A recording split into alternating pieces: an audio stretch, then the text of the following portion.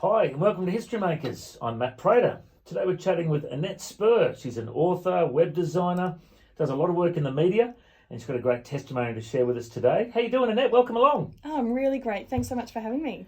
Now, it is so cool to be able to see that you've got this new book out called Seeing God. We're going to talk a bit about that and the simple joy of seeing God. We're going to talk about that. But let's find out a bit of your story first. Whereabouts were you born and raised? So I actually was born in the United Arab Emirates. Yeah. My parents were missionaries over there for a number of years. And so I was born there and started my schooling there. Yep. And then we moved over to Australia and to Gatton. Yep. So Gatton in Queensland. There you yeah, go. that's right. Okay. My dad was a pastor of a little church there. Yeah. Now, United Arab Emirates, you don't hear much about Christianity over there. What was it like? Was it like an underground church, or how did you guys be missionaries there? You know? Yeah, well, look, got to be creative. Yes, and yeah. the mission that my parents were with actually ran a maternity hospital. Wow. And so in those days, the sheikhs would drop their wives off in preparation for the birth and then come back 10 days later and pick them up. So they had these ladies there in the hospital who were, seeking company and also keen to learn English as well. So the nurses and doctors were all Christian missionaries, and they would just bless them, minister to them, read the Bible with them. So we actually started, kind of a home church with the mums who came in to give birth, and then they would, minister to their husbands as well. So that was a really creative way of doing mission. Wow, that is so cool. Shaking it up with the sheikhs. Yeah, that's right. And sharing the love of Jesus. That's awesome. All right, so tell us a bit about Gatton. How long were you there for? We were there for about 3 or 4 years, and then my dad got a pastorship of a church in Sydney, in the western suburbs of Sydney. So then I did most of my primary schooling and then all of my high schooling in the western suburbs of Sydney. Okay, and tell us about your faith journey. Were you always a believer, or was there a time you fell away? How did that go? Yeah, I think for me, faith was the original inconvenient truth. And it was, just got in the way of me living the life that I wanted. And, I always thought, that's fine for my parents, that's their thing, but it just doesn't suit me. But then probably when I was 19, one of my very dearest friends committed suicide. It still is very emotional for me because I loved her.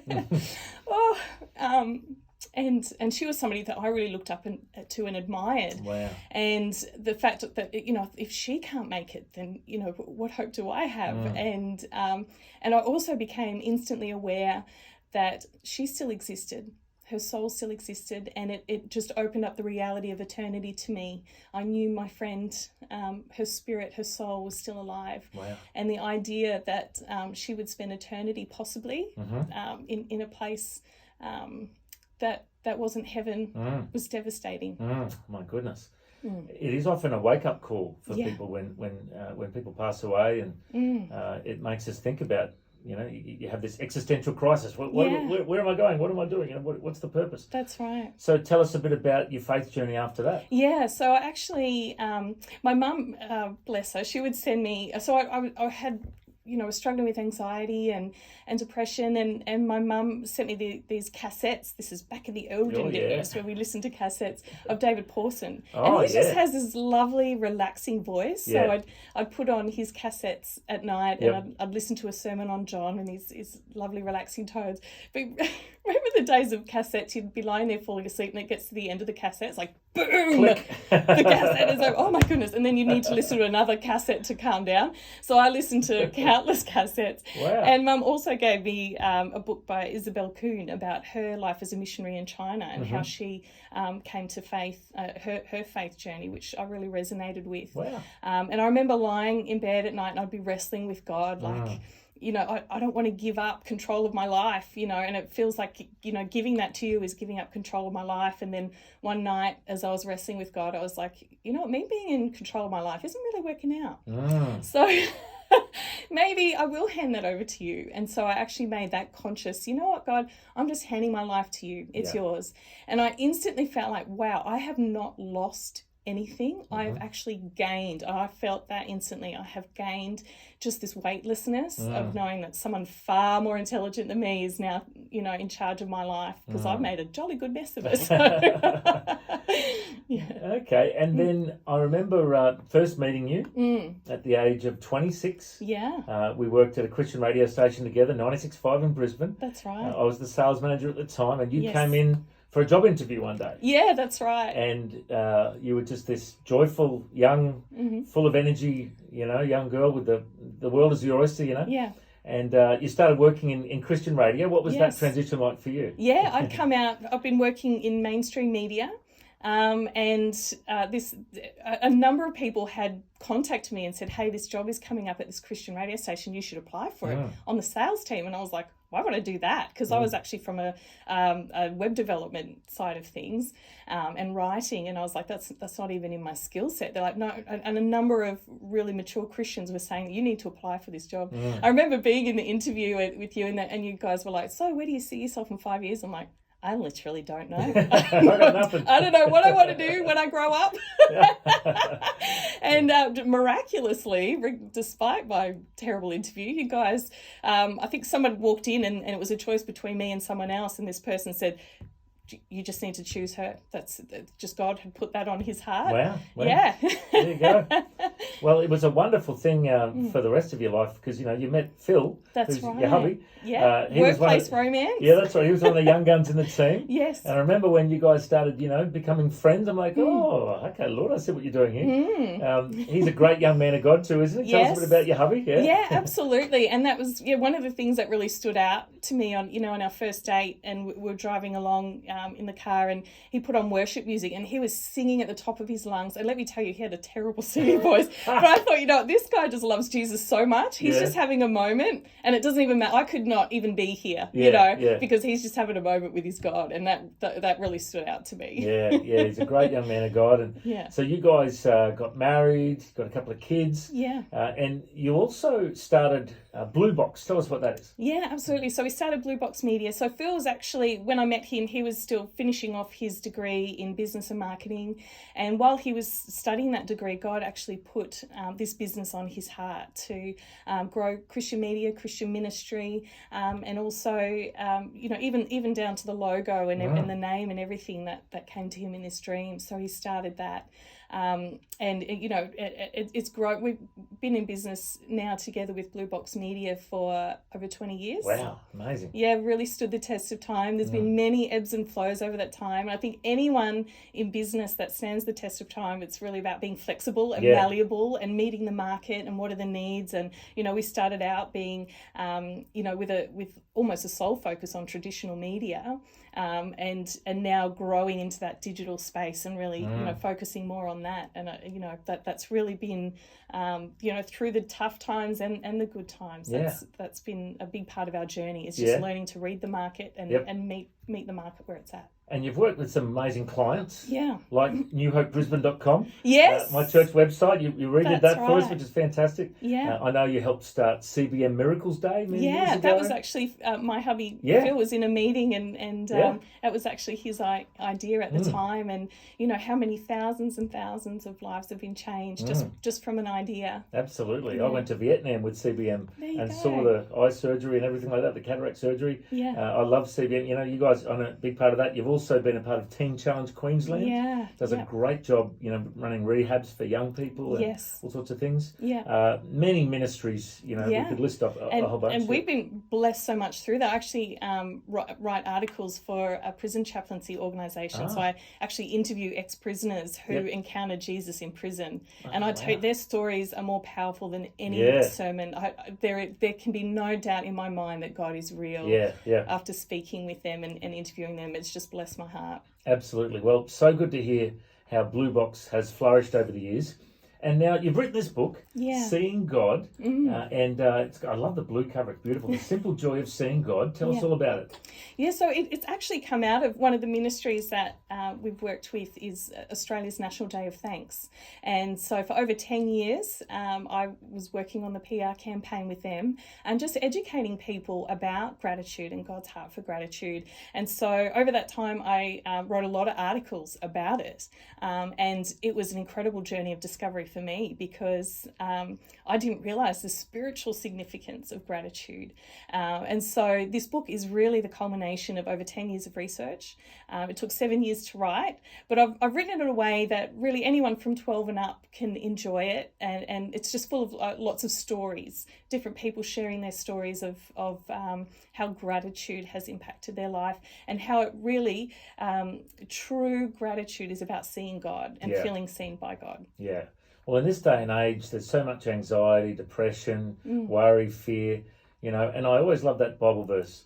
Enter his gates with thanksgiving in your hearts, enter his courts with praise. Yes. You want to get closer to God, be grateful, be thankful, look on the bright side. Absolutely, yeah. And that's actually in one of the chapters of my book. I actually talk about an encounter that I had with Jesus when I was at a prayer night at church, and as I was praying, I was just filled with this incredible gratitude towards God. And in that moment, I actually had a vision of Jesus standing before me in these beautiful rainbow colours just emanating from him, and there was just this thin veil between us. And I remember thinking, oh, Jesus, could I enter in? Could I enter into that space, please?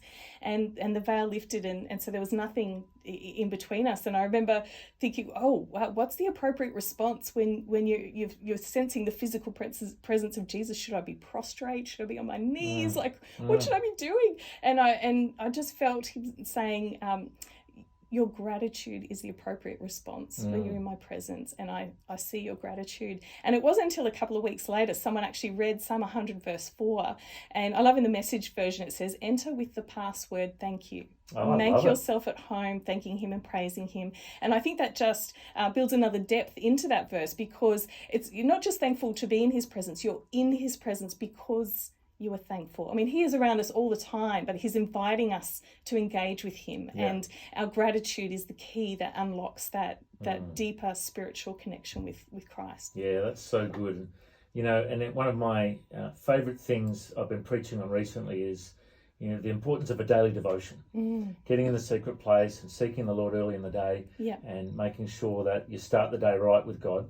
I'm curious for you, what do you do? I know you've got kids and you're a busy mum. Yeah. What's your devotional life look like? How do you do it? Yeah, look, definitely, especially when the kids were younger, it was really tricky. And I actually found way back then, before we had all the apps, I had the Bible on CD, and I would have that on in the car, and and that brought it to life in a new way. I mean, the Bible, until, recently in history, it was always told, it was always spoken. That's and right, I think that's the way it's meant to be consumed, and it actually really brings it to life. So that helped me. And I actually love, in the mornings, I love going on my morning walk, and I have a certain point on the walk where I'm amongst nature, and and it's at that time when the birds are their loudest and they're chirping. It's just this beautiful cacophony going on around me, and that's where I feel that's kind of my temple with Jesus, where I feel closest to him. And I know if I'm going through a really difficult, anxious season and I can't hear the birds, that's my cue that the thoughts in my head are too loud, and it's actually time to quiet myself. If I can't hear the birds, then I'm not in a place to hear from God. So that's a really good way to start the day. Good. And then I actually started a gratitude journal, which was transformational for me as well, because I'd been going through postnatal depression, which was unexpected for me, because our baby was so wanted and anticipated and loved, and you can't predict what's going to happen. And a huge part of that for women in this generation is that loss of identity from you have a business card that tells everyone who you are, and it's that dinner party conversation. So what do you do? And you losing that is real identity crisis for a lot of mums. And so I was struggling with that, and so someone suggested I start a gratitude journal, and I remember sitting on my bed and struggling to think of things to be thankful for. And someone made the quote, imagine if you woke up today only with the things that you thanked God for yesterday. Wow. That was a huge perspective check for me. Here I was sitting on a comfortable bed in a secure house, having just had a nice warm shower. I just had to turn a knob and hot water came out of a tap. Let's focus on those simple joys that we take for granted every day, and we've stopped seeing because we live in this age of entitlement. Yeah. And so that really transformed me. And so writing those things each day, it actually changes the way that you see the world, because I found myself pursuing things to be thankful for and actively looking for them. Yeah. So, something would happen, like I'd be on a bus and someone would stand up for me and I was like, that's going in my gratitude journal. Good, little. yeah. So it actually makes you mindful all day, every day, of the things that you have to be thankful for. And the other thing was keeping a prayer journal, because there were lots of things that were weighing heavy. And so I was able to write out those prayers. And then over the months, I then went back and read through those prayers, and I could tick off one by one as God had answered each one. And that in itself is, an incredible journey into gratitude. Fantastic. Well, it's so good to hear. And, I think a lot of people these days have lost the art of writing as well. You look at David wrote the Psalms, Paul wrote the epistles, Peter wrote epistles, a lot of people have been changed by writing, and a lot of Christians these days don't even write. We need to write. So I love the fact that a gratitude journal, a prayer journal, you're writing stuff down. There's power, Habakkuk 2:2, get the vision, write it plain on tablets, so that those that read it might run with it. It's so important to write down what God's saying to us. Now, before we wrap up too, I always like to ask our guests to share the good news of the gospel. You shared about how, as a young girl, you made that commitment to Christ. As a young adult, you made that commitment to Christ. There might be people listening that have never heard the gospel. Would you share with our listeners, what is the gospel and how do they respond? Oh, wow. Actually, on Sunday at kids' church, we were explaining Jesus to people and how that, to the kids, and how that worked. And I actually used the analogy of Superman, because the original Superman, they actually stole this idea from the gospel, because originally Superman was impenetrable. He was undefeatable. He was, there was nothing you could do to destroy Superman. And the franchise was suffering because it was really hard to relate to a perfect being. And you knew the outcome of every story, because of course Superman was going to win. So what did they do? They invented kryptonite. They gave him a weakness, because vulnerability creates relationship and relatability. And so suddenly the franchise grew back again, because he was no longer this, all-powerful being. And I think that's what God did for us. He is this all-powerful, impenetrable fortress. He will fight and win any battle. And that makes it hard for us as humans to relate to him. So he actually gave us Jesus to be that all-powerful God, but all human at the same time. And he experienced every vulnerability. If he kicked his toe, it would hurt. When he died on the cross, it hurt.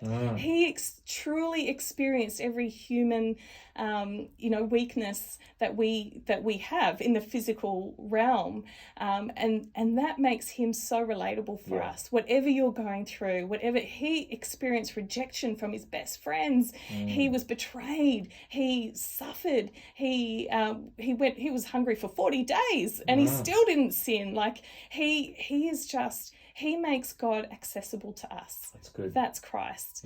And by him dying on the cross, I said to the kids on Sunday, that was the biggest plot twist in history. No one saw that coming. That's right. And you can just imagine the devil, for 3 days, he's having the biggest party, and then all of a sudden, just like, hey, I'm back. Come on. Like, that is good news. Yeah, it is. It is. Absolutely. That is the best news ever. And you know what? If you're listening to this and you would like to come to Christ, you'd like to, receive Jesus in your life, just contact us here.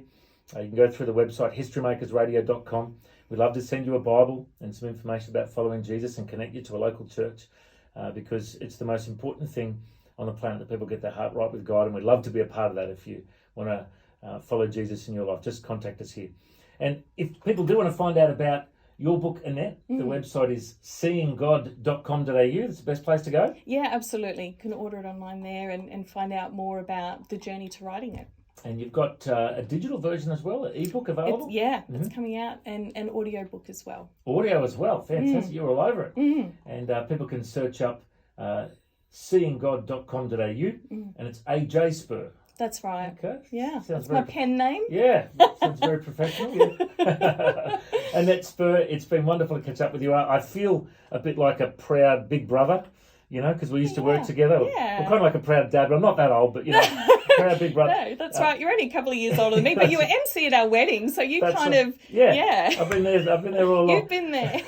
No, just so glad to see how the Lord's blessing you and Phil and Blue Box and your ministry in this new book. It's just wonderful. And I reckon you're a history maker. Thanks for joining us. Thank you.